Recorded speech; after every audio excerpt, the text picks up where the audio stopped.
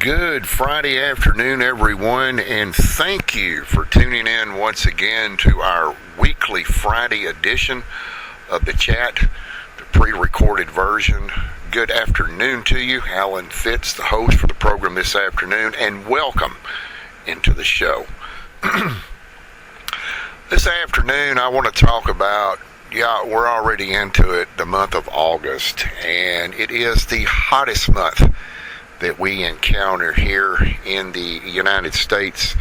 And I want to talk to you this afternoon about heat exhaustion, heat stroke, and even heat emergencies, and how it can actually affect your brain function.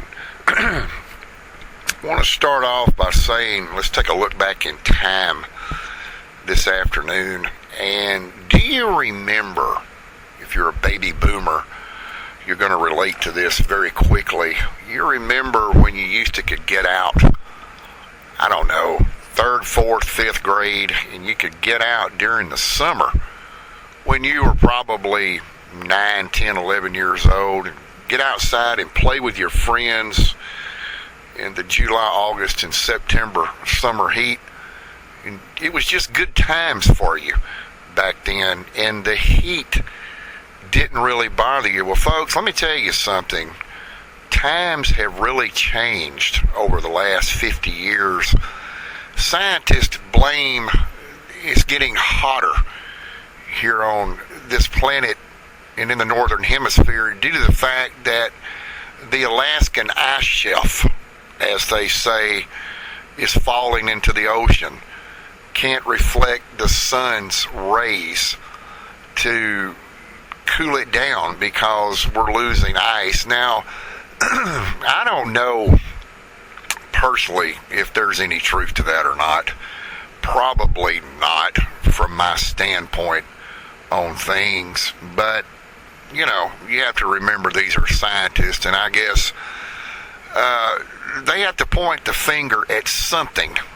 And, maybe that is the reason that it is hotter. It's much hotter in the summer times now than, say, back in the 1970s when a lot of us were growing up and having good times. And you can still have those good times, but you've got to take a little bit of common sense and preserve it with caution. The subject on the show this afternoon, heat exhaustion versus heat stroke and heat-related illnesses. Now, there is a difference between heat exhaustion and heat stroke.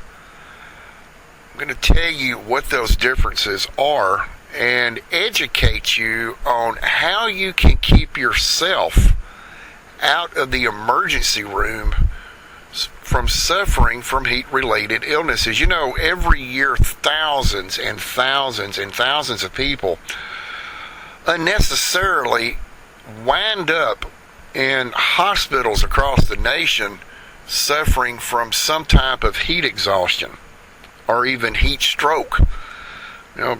Believe this or not, heat exhaustion and heat stroke are actually considered serious heat-related illnesses. But heat stroke is what we're going to focus in on this afternoon, because heat stroke is far more dangerous, and it can actually be life-threatening.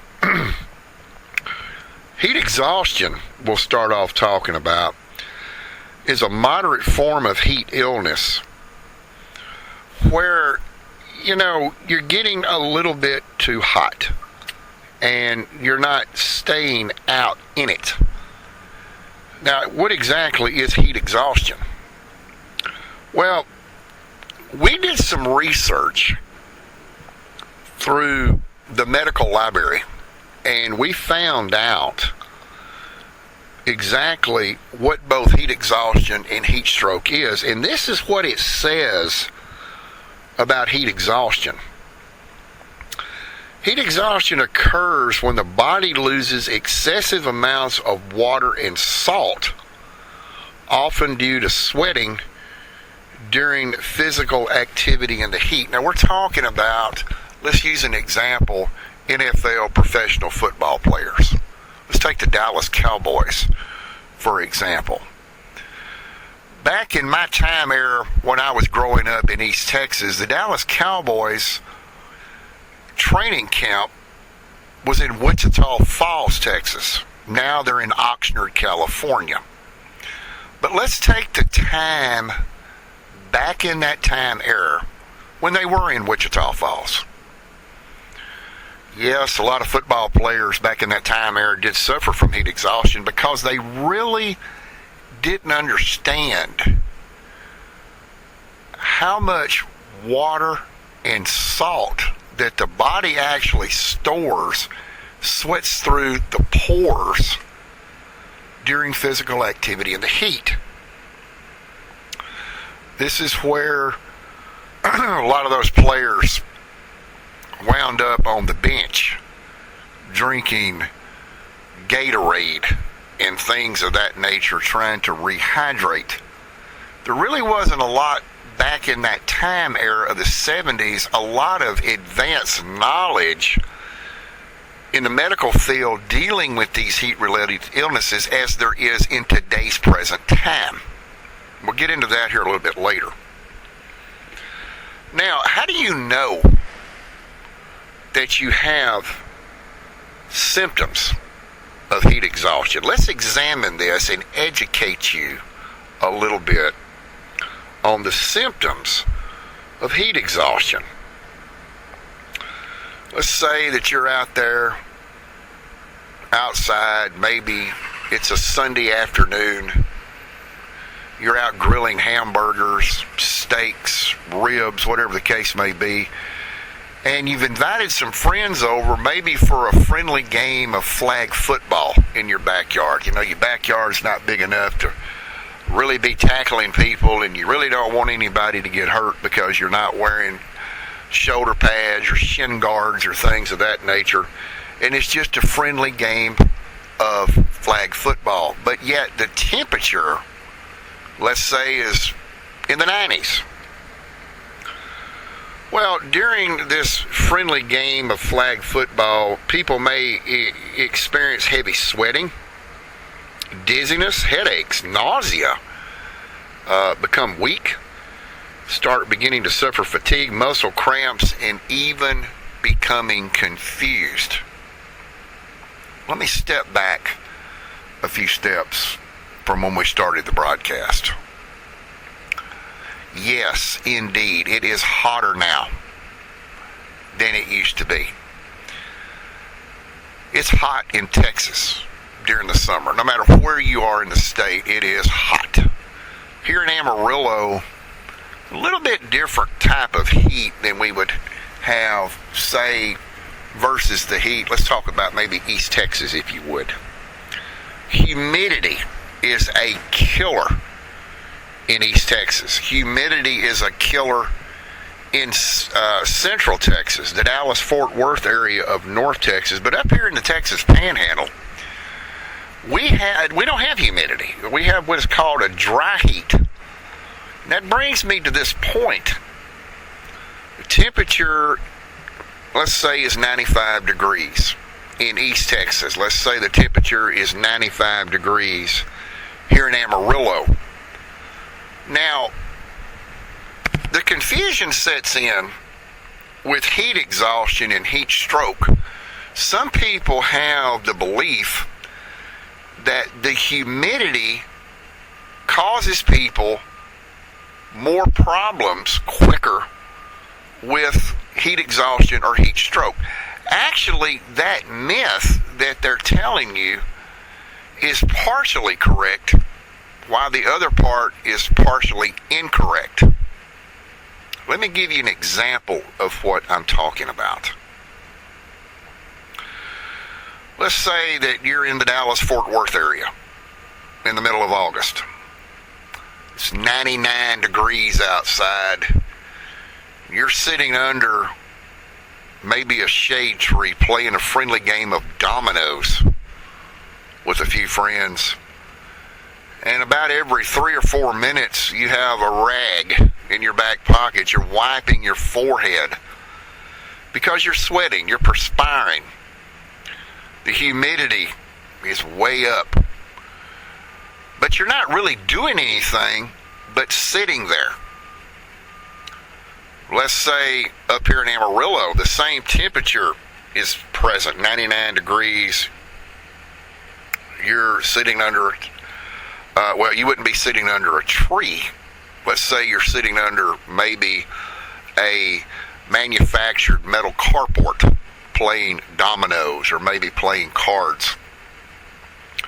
It's hot. It's 99 degrees, but you're not sweating because of no humidity. But you decide, well, let's get up and go play catch. Or let's go throw a football. Let's go throw a baseball. Who do you think in this case scenario is going to be needing hydration quicker?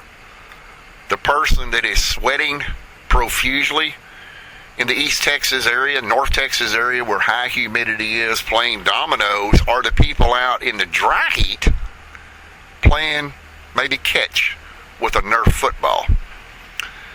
If you answered the humidity, you're actually incorrect in this scenario because you're not really exerting anything that would cause profuse sweating. Now, you have to take a look at this in two different ways. One, you're sweating, so you're losing not only water and salt from the body, but you're also losing what is known as your body temperature as well. It's increasing. It's going to increase faster in the dry heat, especially if you're exerting yourself. So, temperature's the same, 99 degrees. The people that are exerting, playing catch with a ball, or maybe out with a push lawnmower in the heat, mowing their grass, they're going to need hydration quicker than a person that is simply just sitting under a shade tree playing dominoes with friends. Body temperature plays a part in both the prevention of heat exhaustion and heat stroke. Typically, the body temperature is elevated when you begin sweating, whether it's caused by humidity, caused by dry heat, caused by exertion. It doesn't matter.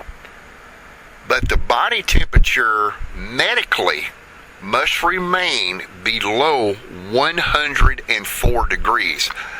Your body temperature hits 104 or higher, now you're in serious trouble.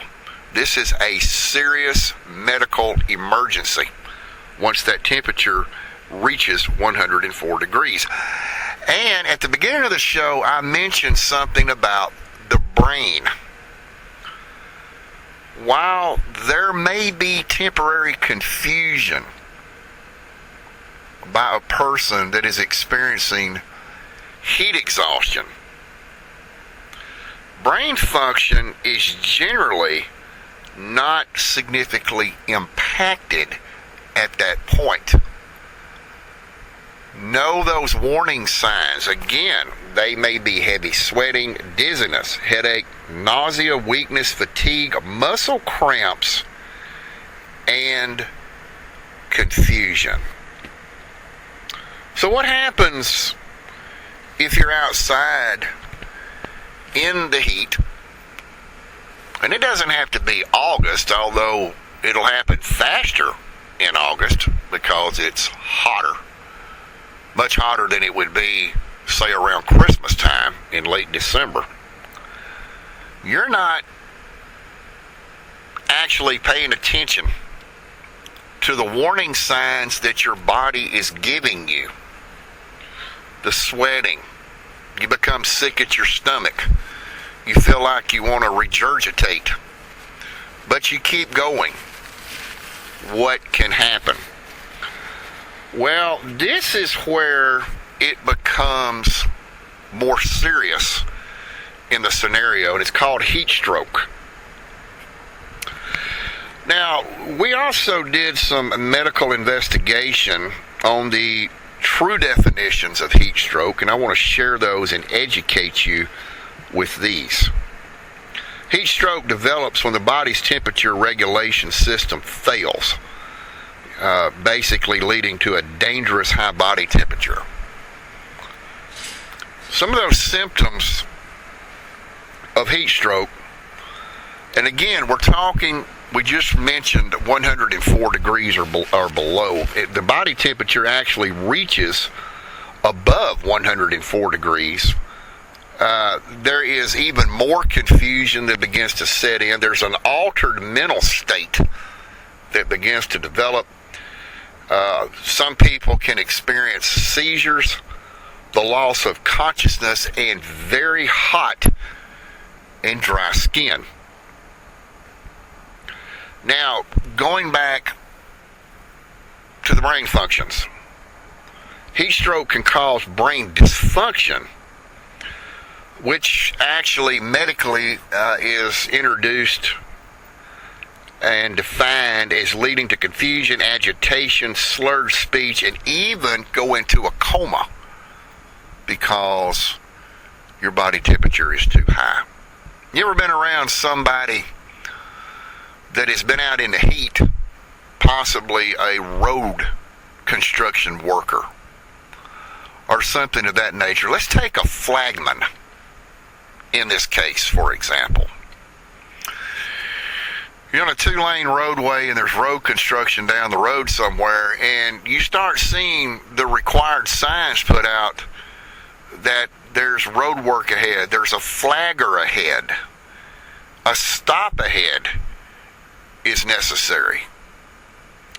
And you come up on a stop sign with a flagger, and sometimes those flaggers will walk over to your vehicle, and all they're doing is being friendly and letting you know what's going on, and most of the time they can just about pinpoint how long you're going to have to stay there. But have you ever experienced one that has come up to you and maybe a slurred speech like that? Now, that doesn't mean that the individual is drunk. That could mean that that individual is suffering from a heat stroke. They require immediate medical attention at that point. Very severe when it comes to heat stroke. That is actually, folks, a medical emergency. 911 needs to be called for that. And it doesn't matter if you call 911 and you wait on the ambulance, you wait on the paramedics, you wait on the medical professionals to get there, and there's nothing to it. You can't be held accountable for that. That's part of the Good Samaritan Act. You're being a Good Samaritan at that point. You are seeing things that don't look quite right to you, and you're summoning medical help for an individual. And it may be that that person really is having a medical emergency and they don't realize it at that given moment. Be vigilant. Educate yourself. That's what this program is about today, is to educate. Look for those signs, especially people working out in the heat. You know, I've always felt sorry for people that get out and have to work on the roads this time of the year. Texas Department of Transportation, contracted crews from TxDOT, just any Joe Blow, Tom, Dick, or Harry out there that is having to get out in this type heat. If you're traveling, maybe you're off on vacation, take a case of bottled water with you. Maybe in the trunk of your vehicle, the back of your pickup truck. Maybe even ice it down. And if you happen to run across some road construction workers or someone out possibly bicycling or walking in the heat that just doesn't look right to you, if you encounter this person, offer them some water. And I know what you're thinking. Stop your vehicle. I'm going to get out and give this person a hot bottle of water. That's not going to do them any good. That's a false myth, folks. Water is water. But yes, cold water is more refreshing. But hydration is necessary before the heat starts. And we're going to get into that a little bit later. Let's also educate you this afternoon on the spectrum of heat-related illnesses. After all, we're at the end of our second week in August now. So let's educate you on this. There is also something that an individual can experience that has been out in the heat too long, besides some of the things that I've already mentioned here in this podcast. It's called a heat rash. Now, some people refer to this as something called prickly heat. It is a red stinging rash that develops when you're hot and sweaty. And yes, I'm sure all the guys out there can relate to this. This can be very uncomfortable, especially if you're playing sports, because this rash can affect, well, not just you guys, but you ladies out there as well. It can affect you in your groin area, which can be very, very uncomfortable. It's most likely to show up in areas where the sweat gets trapped, like your elbows, behind your knees, and of course in the groin areas. You also have to take in consideration of heat cramps. Now, some people describe this as a most excruciating Charlie horse that they've ever experienced. These painful muscle cramps can strike when you're exercising in hot weather. What causes the cramps to develop? Well, again, it goes back. You're losing fluid and you're losing salt inside your body. This is what causes the cramps. Your muscles need the water. They need the hydration to keep from cramping. When you begin losing water and the salt internally from your body, heat cramps can develop, and actually without warning, folks. And you'll know it when one of them hits. And of course, we've already talked about heat exhaustion and heat stroke. Now, I want you to take a listen at something here I'm going to read to you this afternoon. One way that you can think about heat-related illness is recognizing why your body is sweating in the first place. And it's your body's way of telling you that it is trying to cool itself down. Now, let's go back to the humidity that we were talking about earlier.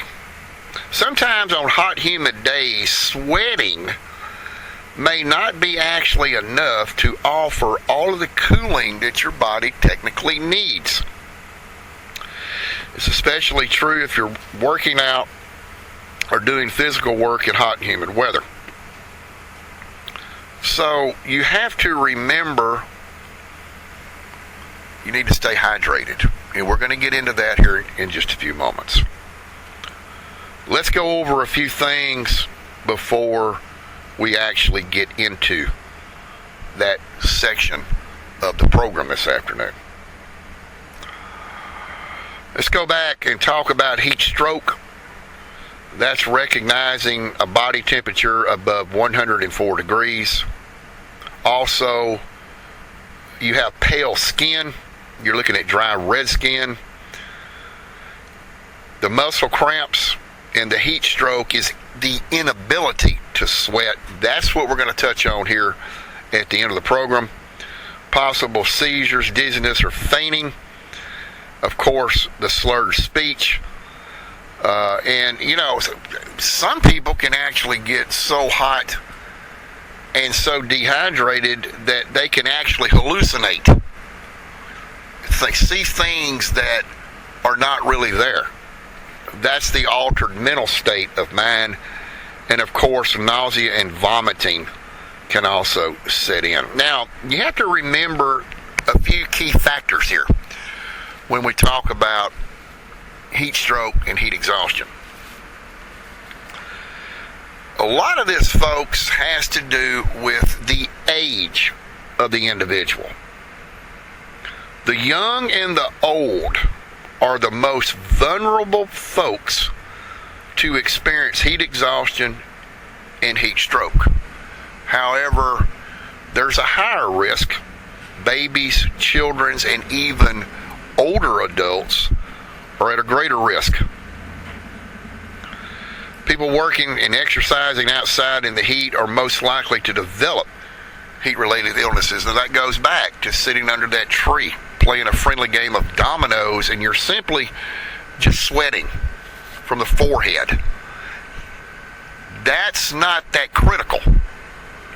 You're probably sitting there drinking a bottle of cold water, but you're not doing any strenuous activities at that point. So it's going to take you longer, in the sense of the word, to become more dehydrated.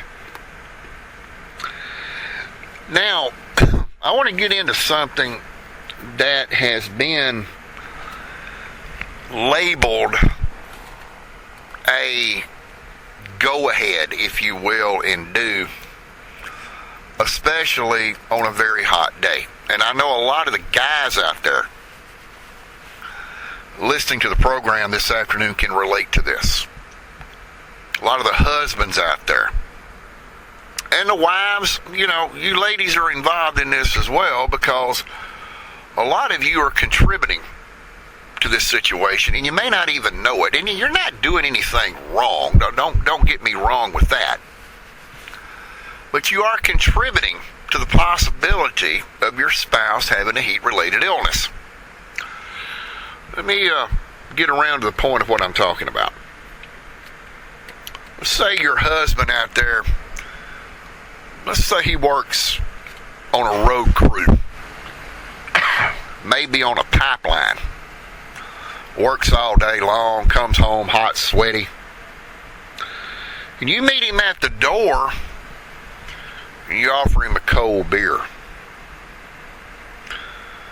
Yes, he enjoys chugging down that cold beer. And he decides, well, I'm going to go mow the grass. So he goes and gets the old push lawnmower, pulls the rope, grabs him another beer, drinks it while he's mowing. A lot of people say that he's being hydrated.